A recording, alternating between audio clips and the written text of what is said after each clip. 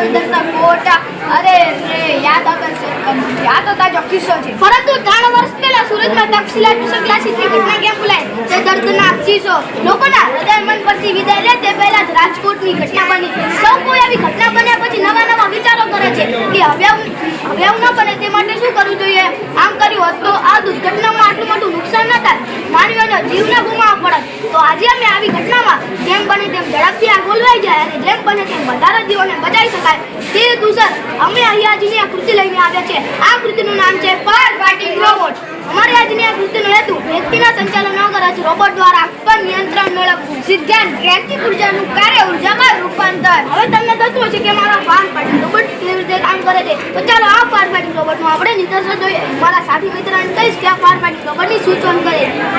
તમે જોઈ શકો છો કે આ ફાયર ફાઇટિંગ રોબોટની 3 બાજુએ ફ્લેમ સેન્સર લાગેલા છે. આ ફ્લેમ સેન્સરની મદદથી રોબોટ આગ કઈ દિશામાં લાગે છે તે જાણી શકે છે અને આગ તરફ ઓટોમેટિક જઈને આગ ઓલવવાનું કાર્ય શરૂ કરી દે છે.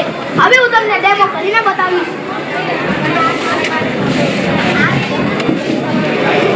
તમે જોઈ શકો છો કે મેં જેવી આગ બતાવી તેવો જ રોબોટ સેન્સર મારફતે આગ તરફ ઓટોમેટિક આવીને આગ ઓલવવાનું કાર્ય શરૂ કરી દે છે.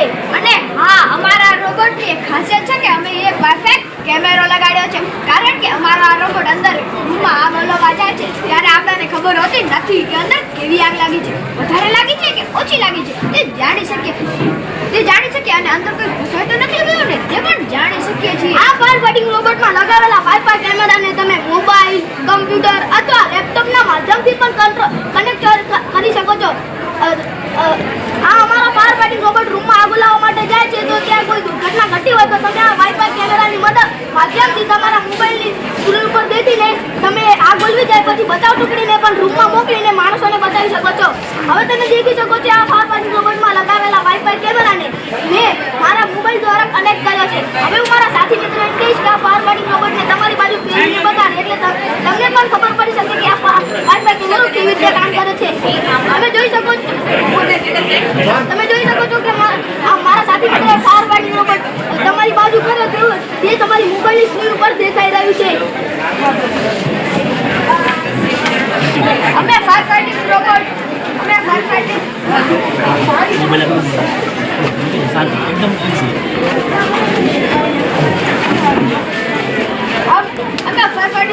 કવર બનાવ્યું છે કારણ કે તમે જાણી શકો કે અમે અંદર કયા ઇલેક્ટ્રોનિક કોમ્પોનન્ટનો ઉપયોગ કર્યો છે. હવે તમને થતું હશે કે અમને આ ફાયર ફાઇટિંગ રોબોટ કેવી રીતે કામ કરે છે, આ વાઇફાઈ કેમેરો કેવી રીતે કામ કરે છે તે તો સમજાવી દીધું, પણ આ ફાયર ફાઇટિંગ રોબોટના કયા સાધનોનો ઉપયોગ કરે છે, આ ફાયર ફાઇટિંગ રોબોટ કેવી રીતે બને છે તે કોણ સમજાવશે? તો ચાલો મારો સાથી મિત્ર તમને સાધનો વિશે સમજાવશે. અમારી આજની કૃતિમાં ઉપયોગ થયેલ સાધનો પર અમે mechanic sheet, Arduino nano, sensor, driver H900N, સૌર મોટર XC90, ફ્લેર મોટર અને 5V રિલે આયન કોડ 007 ડાયોડ, ડીસી ફોકસ transistor, source register, castor wheel, 5V water pump, switch, triple 4V battery અને વાઇફાઈ. હવે તમને થતું હશે કે મેં આ ફાયર ફાઇટિંગ રોબોટમાં વપરાયેલા સાધનો વિશે તો સમજાવી લીધું, પણ આ ફાયર ફાઇટિંગ રોબોટ કેવી રીતે બને છે તે કોણ સમજાવે? તો ચાલો હું સરળ અને તમે સરળતાથી જાણી શકો તેવી રીતે હું તમને સમજાવું. કાર્ય પદ્ધતિ સૌપ્રથમ ફાયર ફાઇટિંગ રોબોટ બનાવો. હવે મેં કરેલી ખીલ્યો, ત્યારબાદ ચેસીના નીચેના ભાગ પર આગળની બાજુ કેસ્ટ્રોલ તેમજ પાછળની બાજુ ગિયર મોટર વગેરેથી બેસાડો અને ડાયાગ્રામ મુજબ ફાયરિંગ કરો. પછી ફાયર ફાઇટિંગ રોબોટની ચેસીસના ઉપરની બાજુ આગળના ભાગમાં મોડેલમાં દર્શાવ્યા મુજબ 3 ફ્લેમ સેન્સર ગોઠવો અને 3 ફ્લેમ સેન્સરના પ્લસ કનેક્શન એકબીજા સાથે જોડાણ કરી તેમાંથી પ્લસ વાળને આર્ડિનોના 5 વોલ્ટ પિન સાથે કનેક્શન કરો. ત્યારબાદ 3 ફ્લેમ સેન્સરના માઇનસ કનેક્શન એકબીજા સાથે જોડાણ કરી તેમાંથી માઇનસ વાળને આર્ડિનોના ગ્રાઉન્ડ પિન સાથે કનેક્શન કરો. ત્યારબાદ 3 ફ્લેમ સેન્સરના PO પિનમાંથી અલગ વાર કાઢીને તેને આર્ડિનોના પિન નંબર D8 D9 માં ડાયાગ્રામ મુજબ જોડાણ કરો. રોબોટના પ્લસ વાળને આર્ડિનોના પાવર પિન અને માઇનસ વાળને આર્ડિનોના ગ્રાઉન્ડ પિન સાથે જોડાણ કરો. તેમજ રોબોટના બાકી વધેલ સિગ્નલ લાઇન આર્ડિનોના D11 પિન સાથે જોડાણ કરો. ત્યારબાદ પાવર રિલેની 2 પિન સાથે ડાયાગ્રામ દર્શાવ્યા મુજબ આયન રિઝોલ્યુશન લાઇન લગાવો. પાવર રિલેની બીજી કોઈ પિન સાથે ડાયાગ્રામમાં દર્શાવ્યા મુજબ DC સપોર્ટ ટ્રાન્ઝિસ્ટર લગાવો અને ટ્રાન્ઝિસ્ટરની વચ્ચેવાળી પિન સાથે રજિસ્ટર લગાવો. હવે આ પાવર રિલેના ડાયાગ્રામમાં દર્શાવ્યા 3 વાયર હશે તો તેમાંથી લાલ વાયરને આર્ડિનોના ગ્રાઉન્ડ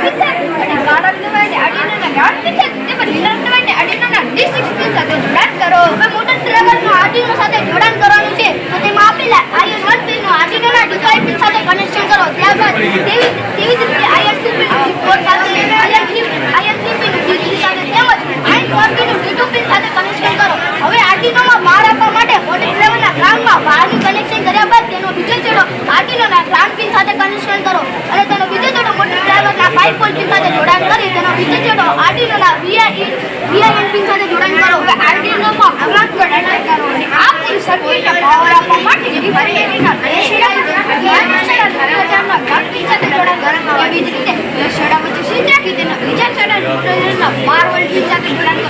આવી રીતે આપણા 5 વાગ્યે રોબોટનું કનેક્શન પૂર્ણ થશે. હવે તો અમારા રોબોટની એક બીજી ખાસિયત કે અમે બાજુમાં બે ફ્લેમ સેન્સર લગાવેલા છે, કારણ કે અમારો રોબોટ આ બીજી દિશામાં લાગ્યો તો ફ્લેમ સેન્સર આપણે ડિટેક્ટ કરીને તે બાજુ ફરશે. હવે હું તમને ડેમો કરીને બતાવીશ.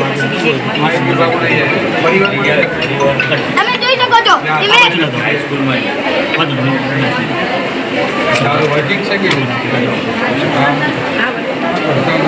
તમે જોઈ શકો કે મેં જે બાજુ આપણે કરી તે બાજુ રોબોટ મૂવમેન્ટ કરશે. અવલોકન કરતા જાણવા મળે છે કે જે દિશામાં આગ લાગી હોય તે દિશામાં રોબોટ સેન્સર મારફતે આગ તરફ ઓટોમેટિક જઈને આગ ઓલવવાનું કાર્ય શરૂ કરી દે છે.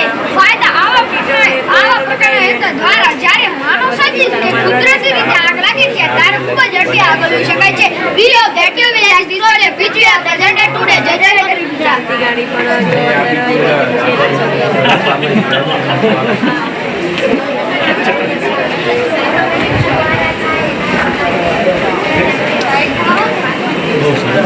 મારે કોઈને સીધીથી વાડી તો ચાલશે, ખુલી ડાયરેક્ટ લગાવી.